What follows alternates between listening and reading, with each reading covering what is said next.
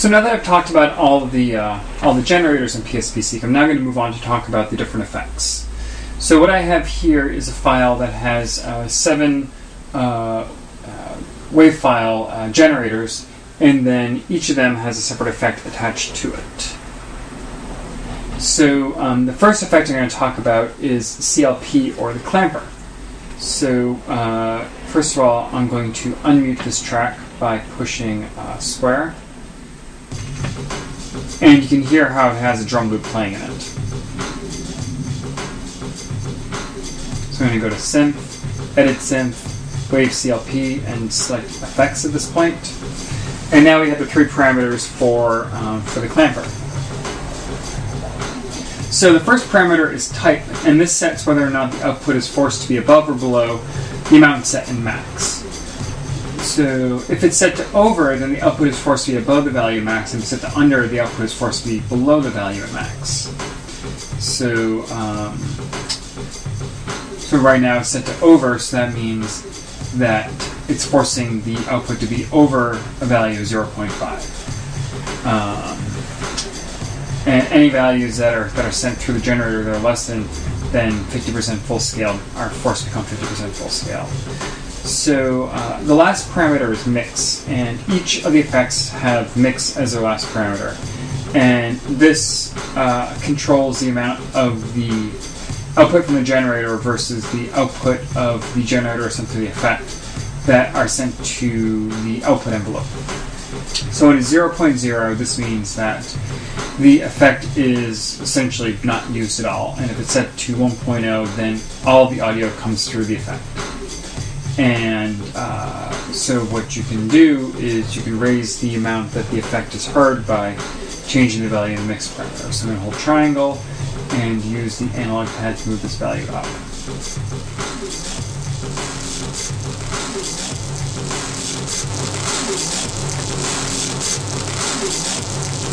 So now all the audio is going through the effect.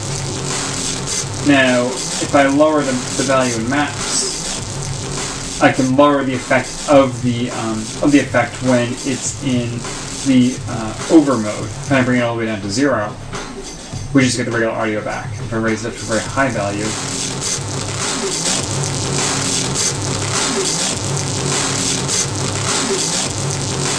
it gives it a very strong effect. Now if I change this from over to under, now I'm just clamping and cutting off all values that are above, in this case 51% of the output value, and forcing it to stay at 51%. So the lower you bring this value, the more you clamp and cut off the top. However, you also make the output very quiet because it can't get above 16%. So if you want to use the clamper here, then what you might have to do is go and adjust the overall output volume to increase the audio output in order to compensate for the fact that you're cutting off all values above a certain amount. So that's all I have to say on the clamper. Next I'm going to talk about the DEC parameter. So I'm going to press start to exit and push square, and then push square again on DEC. And now we have the same loop playing again.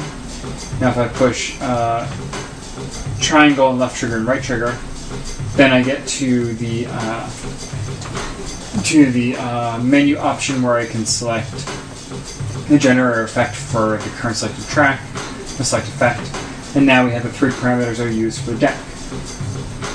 So DEC applies a sample and hold effect as well as bit depth reduction to the output.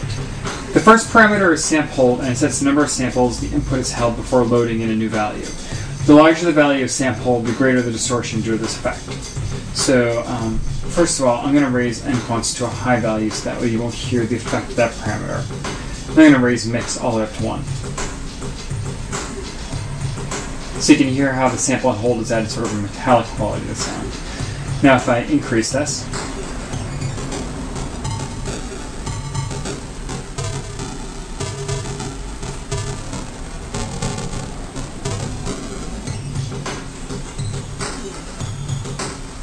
and then you can reduce the amount of the sample and hold by bringing the mix down.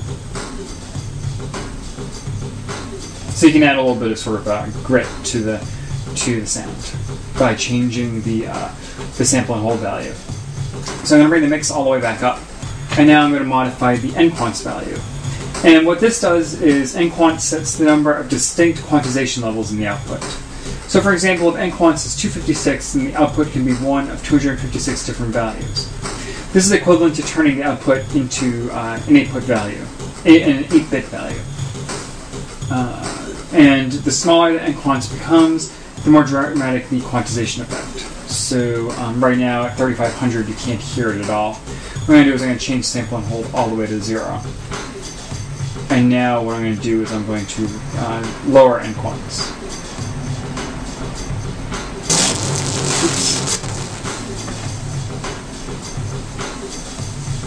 So you can hear as values get close to 2, 2 is the smallest value it can be, the output becomes noisier and noisier. So a value of 8 is essentially turning the output of the generator into a 3-bit value.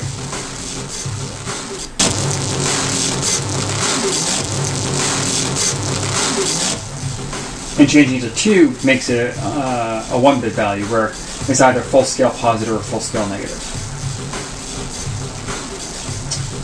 So in the DEC parameter effect is actually really useful on tracks that you want to use for percussion, for instance, for like a snare or a hi-hat. Adding a little bit of sample and hold to the sound of some noise can really turn it into a very nice snare drum sound.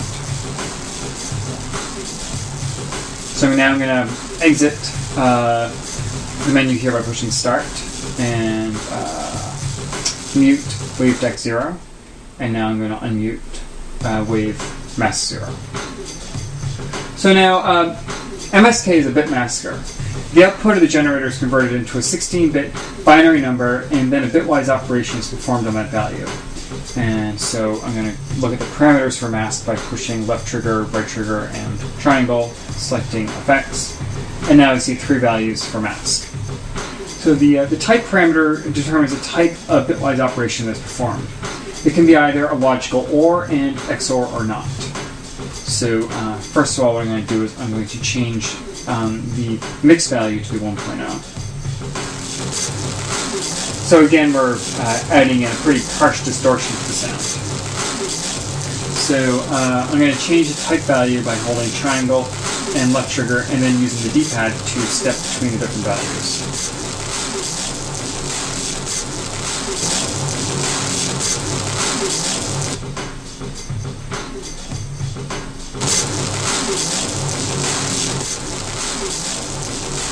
And then the mask value controls what bits are actually modified by the binary operation. So right now this is set to 5555, and this is a hexadecimal value, so you can scroll through different values and see how it changes the overall output. And depending upon the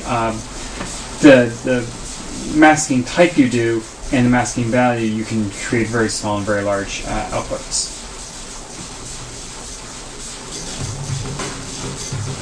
And you can also determine how much of the output is actually affected by the bit masking operation.